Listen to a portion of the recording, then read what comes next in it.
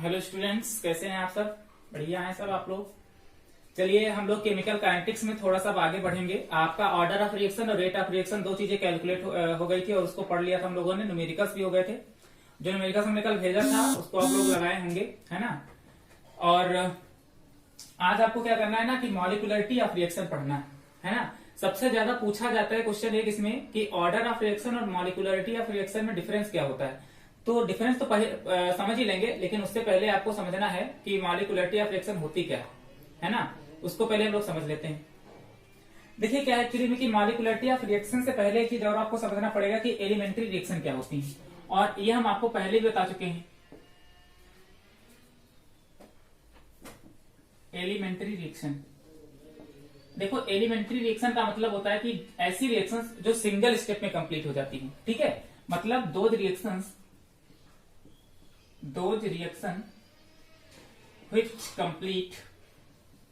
which is completed या which is complete in single step, जो single step पे complete हो जाती हैं, इनको हम लोग क्या कहते हैं? एलिमेंट्री रिएक्शन कहते हैं।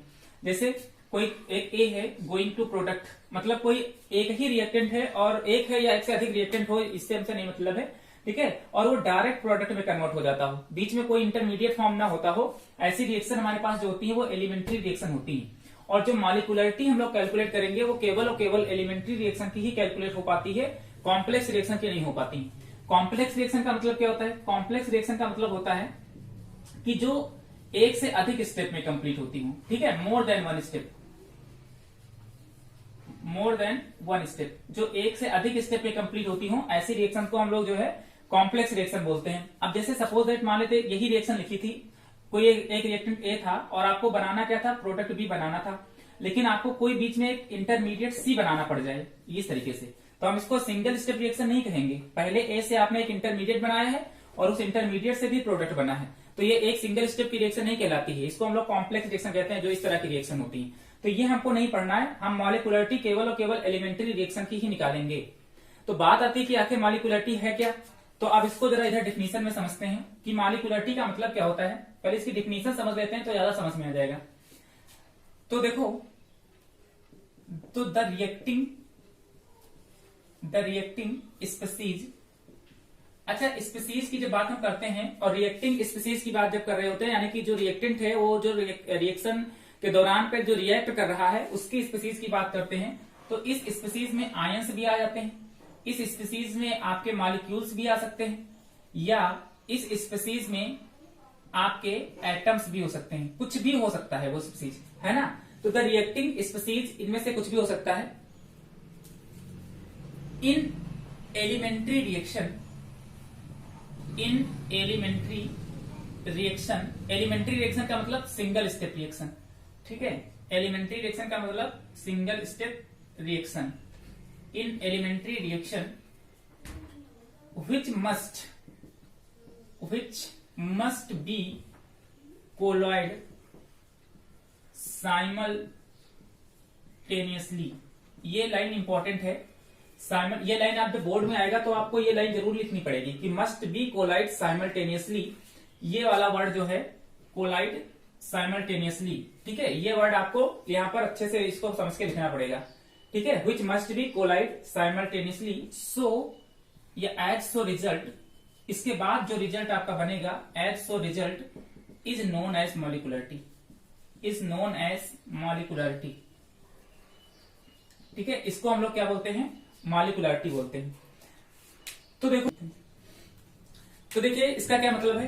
देखो हमने क्या लिखा है, इसको जरा अच्छे से पढ़िएगा कि द रिएक्टिंग स्पीसीज का मतलब होता है कि आयन, मॉलिक्यूल, एटम्स कुछ भी हो जाएंगे आपके, मोल जो भी होना है। ठीक है, इन एलिमेंट्री रिएक्शन मतलब जो सिंगल स्टेप में रिएक्शन कंप्लीट होती हैं, जो एलिमेंट्री रिएक्शन होती हैं, उसके अंदर जो भी स्पीसीज आपकी यूज होती हैं, ठीक है, which must be collide simultaneously, जो कि साइमल्टेनियसली कोलाइड करते हो जिनके पार्टिकल।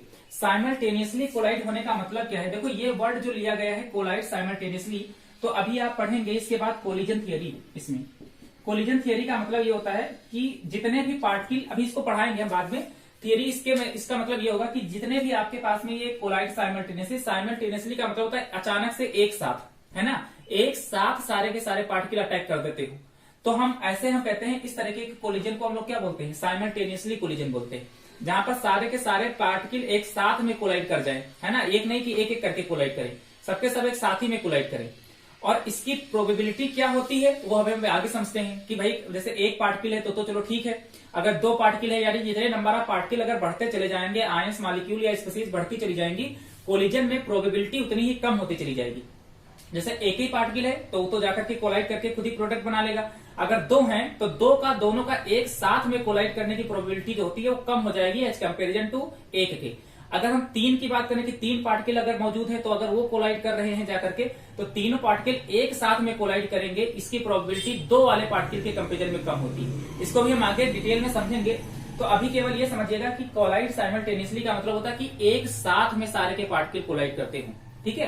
तो उसके बाद जो रिजल्ट आपका बनेगा उसको हम उसकी मॉलिक्यूलरिटी बोलेंगे, है ना। तो मॉलिक्यूलरिटी का मतलब समझ में आ गया होगा कि एलिमेंट्री रिएक्शन में कोई भी रिएक्टिंग स्पीसीज, इसमें से तीनों में से कुछ भी हो सकता है, वो स्पीसीज जहां पर इनके जो पार्टिकल होते हैं रिएक्टेंट के जो प्रोडक्ट में कन्वर्ट हो रहे हैं, अगर वो साइमल्टेनियसली कोलाइड करते हैं, एक साथ कोलाइड करते हैं, तो ऐसे जो रिजल्ट बनेगा हमारे पास उसको हम उस रिएक्शन की मॉलिक्यूलरिटी कहेंगे, है ना।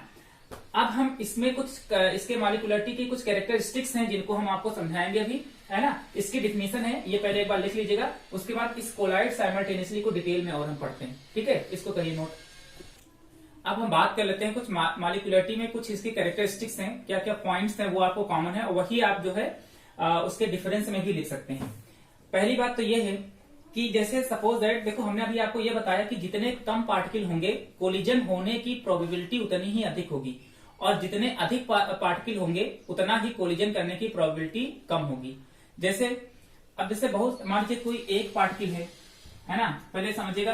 अच्छा, सबसे पहले तो ये बताइए हमको कि पहली बात तो ये हो गया कि जो मॉलिक्यूलरिटी है वो केवल कैलकुलेट करी जा सकती है केवल एलिमेंट्री रिएक्शन के लिए।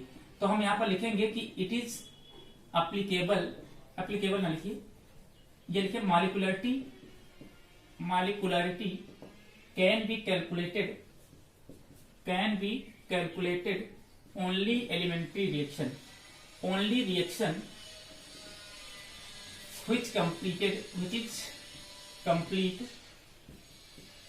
complete in single step, जो केवल सिंगल स्टेप में कंप्लीट होती हैं उन्हीं की केवल मॉलिक्यूलरिटी हम लोग कैलकुलेट करेंगे, पहली चीज। दूसरी, अच्छा किसी की हमको ये बताइए क्या जो रिएक्टिंग स्पीसीज हैं क्या उसकी वैल्यू कभी भी जीरो हो सकती है? किसी की मॉलिक्यूलरिटी जीरो हो जाने का मतलब ये है कि वहां पर कोई रिएक्टेंट मौजूद ही नहीं है, और अगर कोई रिएक्टेंट ही नहीं है वहां पर तो प्रोडक्ट तो नहीं बनने वाला है। इसका मतलब किसी की मॉलिक्यूलरिटी कभी भी जीरो नहीं हो सकती है, मिनिमम किसी एक रिएक्टेंट का होना आवश्यक है ना। तो हम यहाँ पर ये लिखेंगे कि molecularity can not be zero, molecularity कभी भी जीरो नहीं हो सकती, ठीक है। या कैन नॉट के बजाय हम लिख देते हैं नेवर जीरो, है ना, कभी भी जीरो नहीं होगी। तीसरा कि अगर एक रिएक्टेंट है कोई, सपोज दैट अगर एक रिएक्टेंट हमारे पास कोई ए है और इसी से क्या बन रहा है आपका प्रोडक्ट बी बन रहा है, ए से चलिए देखिए, जैसे मान लीजिए कि कोई एक रिएक्टेंट ए है और यहाँ से एक प्रोडक्ट बी बन रहा है हमारे पास, है ना। तो एक्चुअली में देखो होता क्या है, जैसे मान लीजिए कि एक मतलब एक ही पार्टिकल हमारे पास, एक ही आयन, एक ही मॉलिक्यूल है। तो अगर एक मॉलिक्यूल है तो इसी को तो टूट करके प्रोडक्ट बनना है, इसी को टूट करके क्या बनना है, प्रोडक्ट बनना है ना। तो अगर इसी को टूट करके प्रोडक्ट बनना है यहाँ पर, तो इसकी प्रोबेबिलिटी तो ज्यादा सही हुई। तो एक ही मॉलिक्यूल है, अगर एक ही मॉलिक्यूल हमने यहाँ पर ले रखे हैं तो इस तरह की रिएक्शन को हम लोग यूनिमॉलिक्यूलर रिएक्शन बोलते हैं। यूनिमॉलिक्यूलर रिएक्शन मतलब जिनकी मॉलिक्यूलरिटी एक होती है, ऐसी रिएक्शन को हम लोग यूनिमॉलिक्यूलर रिएक्शन बोलते हैं, है ना। अब जैसे एक सपोज एक एग्जांपल ले लेते हैं, जैसे NH4NO2 है, अमोनियम नाइट्रेट है ना। अब अगर हम देखो ये सिंगल एक रिएक्टेंट है अमोनियम नाइट्रेट, अब अगर हम इसकी रिएक्शन करवाएं तो प्रोडक्ट क्या बनेगा, देखो NH4NO2 है तो यहाँ पर हाइड्रोजन भी मौजूद है और ऑक्सीजन भी मौजूद है। तो यहाँ पर देखो पानी मैक्सिमम जितना निकल सकता है उतना निकाल दीजिए। देखिए क्या है कि अगर हम देखें तो 2 टाइम्स ऑफ H2O, ये तो वाटर यहाँ से बाहर हो जाएगा आपका, देखो 2 टाइम्स ऑफ H2O और प्लस यहाँ से क्या बनेगा आपका नाइट्रोजन। तो नाइट्रोजन गैस आपकी और यहाँ से वाटर रिमूव होगा ये। तो देखो प्रोडक्ट दो बने, प्रोडक्ट से हमसे नहीं मतलब है, लेकिन रिएक्टिंग स्पीसीज कितनी है, वो केवल कितनी थी, सिंगल एक थी।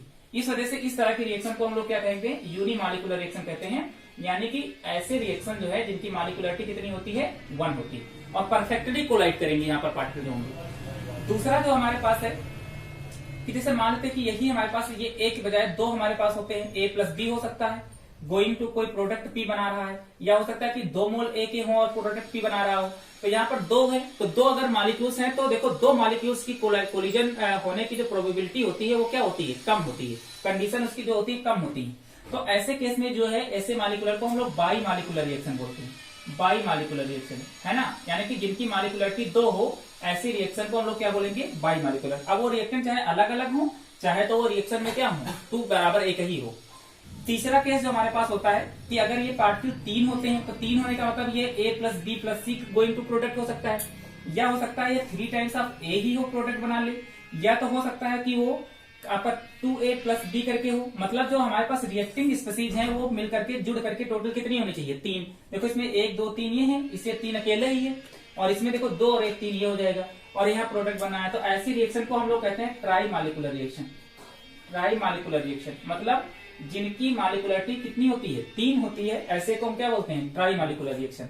लेकिन अगर यही पार्टिकल 4 हो जाएं, 4, तो देखो 4 पार्टिकल हो जाएंगे अगर प्रोडक्ट बना रहा है, तो ऐसी रिएक्शन की मॉलिक्यूलरिटी कैलकुलेट नहीं करी जा सकती, क्योंकि 4 पार्टिकल में ये देखा गया एक्सपेरिमेंट के दौरान कि जहां पर 4 पार्टिकल यानी कि 3 पार्टिकल से अधिक पार्टिकल मौजूद हो जाते हैं, तो वहां पर पता नहीं कि कौन सबसे पहले जाकर के टकराएगा, या एक साथ टकराने की प्रोबेबिलिटी बहुत कम हो जाती है। तो ऐसे केस में हम मॉलिक्यूलरिटी कैलकुलेट नहीं करते, ये कॉम्प्लेक्स रिएक्शन के कंपाउंड में आ जाएंगे, ये कॉम्प्लेक्स रिएक्शन हो जाएंगी आपकी, इसकी नहीं हो पाएगी। तो ध्यान रखिएगा कि किसी की मॉलिक्यूलरिटी या तो 1 हो सकती है, 2 हो सकती है, 3 हो सकती है, 3 से ज्यादा किसी की मॉलिक्यूलरिटी नहीं होती है, इस चीज का ध्यान रखिएगा, है ना। और चौथा ये हो गया इतने केस। छठा केस क्या होता है कि molecularity can not be fraction. Molecularity can not fraction, ये फ्रैक्शन में नहीं हो सकता। अब देखो अगर एक एटम हो सकता है, एक मॉलिक्यूल हो सकता है, कभी आधा मॉलिक्यूल सुना है, या 0.1 मॉलिक्यूल सुना है, 0.1 एटम सुना है, ऐसा कभी नहीं होता है ना। मतलब 2/3 1/6 ऐसे करके कहीं पर तो आपको फ्रैक्शन में नजर नहीं आएगा रिएक्टेंट। तो अगर रिएक्टेंट फ्रैक्शन में नजर नहीं आता है तो फिर इसका मतलब ये कि मॉलिक्यूलरिटी कभी भी फ्रैक्शन नहीं हो सकती।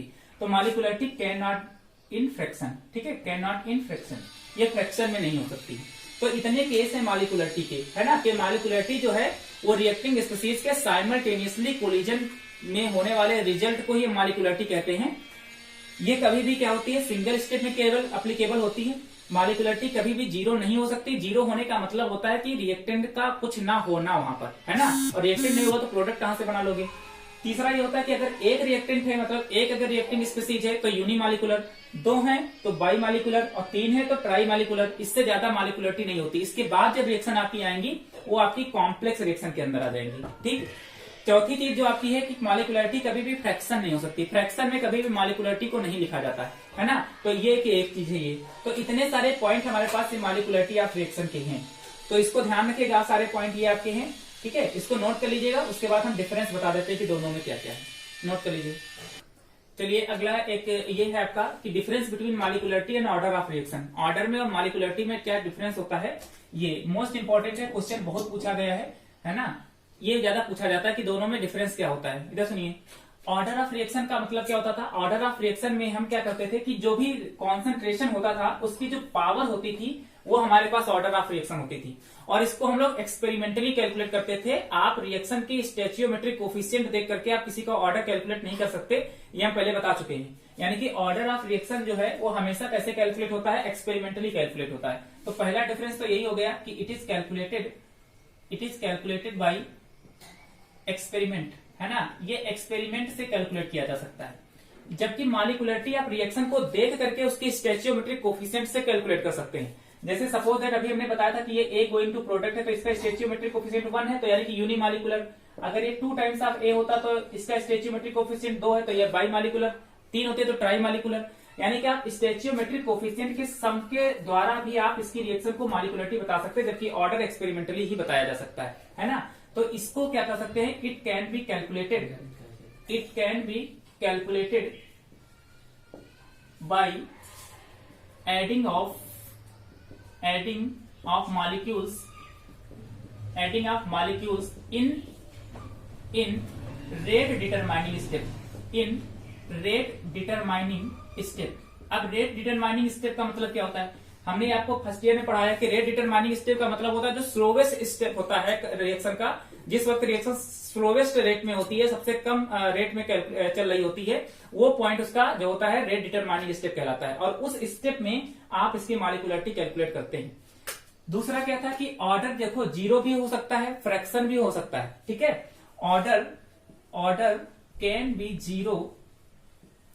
जीरो और फ्रैक्शन, है ना, ये ऑर्डर जीरो भी हो सकता है, फ्रैक्शन भी हो सकता है, जबकि मॉलिक्यूलरिटी कभी भी जीरो नहीं होती, अभी हमने देखा है। Molecularity can not be zero, है ना, और can not be zero, fraction अलग लिख लीजिए। तीसरा लिख लीजिएगा इट कैन बी फ्रैक्शन, ये फ्रैक्शन में भी हो सकता है, और ये वाला जो है ये फ्रैक्शन में नहीं होता, ठीक है। ऑर्डर ऑफ रिएक्शन ये molecularity of reaction can not fraction, molecularity of reaction can not in fraction, इसको हम फ्रैक्शन में नहीं लिख सकते, है ना। चौथा क्या था कि ये केवल और केवल किसके लिए होता था, मॉलिक्यूलरिटी जो होती थी वो किसके लिए होती थी, केवल एलिमेंट्री रिएक्शन के लिए होती है। इट इज एप्लीकेबल या it is calculate only for elementary reaction, जो पॉइंट है वही आपको लिखना है, एलिमेंट्री रिएक्शन। और ये जो है ये बोथ, आप लोग लैंग्वेज में लिख लीजिएगा, both elementary and complex reaction, ठीक है। ये एलिमेंट्री और कॉम्प्लेक्स दोनों रिएक्शन के लिए कैलकुलेट करी जा सकती है। जब पांचवा पॉइंट देखो, हमने क्या कहा था कि किसी की मॉलिक्यूलरिटी 1 2 3 तीन ही हो सकती है, यानी कि मॉलिक्यूलरिटी जो है, मॉलिक्यूलरिटी किसी के या तो वो यूनिमॉलिक्यूलर हो सकता है, बाई मॉलिक्यूलर हो सकता है, ट्राई मॉलिक्यूलर हो सकता है, इससे ज्यादा किसी की मॉलिक्यूलरिटी नहीं हो सकती, मैक्सिमम 3 तक। लेकिन किसी का ऑर्डर कुछ भी हो सकता है, ठीक है, ये 1 2 3 4 कुछ भी हो सकता है, किसी का ऑर्डर कोई भी संख्या हो सकती है, ठीक है। तो इस तरीके से आप इसके कई सारे स्टेप है कि इट इज कैलकुलेटेड एक्सपेरिमेंटली, ये एक्सपेरिमेंट से कैलकुलेट होता है, ये आप रेट डिटरमाइनिंग स्टेप में यानी कि उसके स्टेचियोमेट्रिक कोफिशिएंट को देख करके बता सकते हैं। ये जो है ऑर्डर जो है जीरो हो सकती है, लेकिन मॉलिक्यूलरिटी जीरो नहीं होती। ये फ्रैक्शन भी हो सकता है, ये फ्रैक्शन कभी भी नहीं होता। ये जो है एलिमेंट्री और कॉम्प्लेक्स दोनों रिएक्शन के लिए एप्लीकेबल है, ये केवल और केवल एलिमेंट्री रिएक्शन के लिए होता है। ये इसकी संख्या कुछ भी हो सकती है, जबकि इसकी संख्या यूनी बाई या ट्राई मॉलिक्यूलर भी हो सकते हैं, ठीक है। तो ये आपका जो डिफरेंस है ये ज्यादा पूछा जाता है, इसको आप लोग अच्छे से पढ़िएगा, ये पूछा जाता है, पेपर में कई बार आया है, तो इसका डिफरेंस आप लोग ध्यान दीजिएगा। 5 स्टेप है, 5 डिफरेंस है, इसके ज्यादातर याद कर लीजिएगा, बाकी 1 2 और देख लीजिएगा कि किताब वगैरह में लिखे होंगे तो इसका आप लोग स्क्रीनशॉट ले लीजिए। बाकी आपका कल हम कोलिजन थियरी, एक्टिवेशन एनर्जी और आर्ह्यूमियस इक्वेशन की बात करेंगे। आज केवल इतना ही है, ठीक है, लिख लीजिए इसको। हम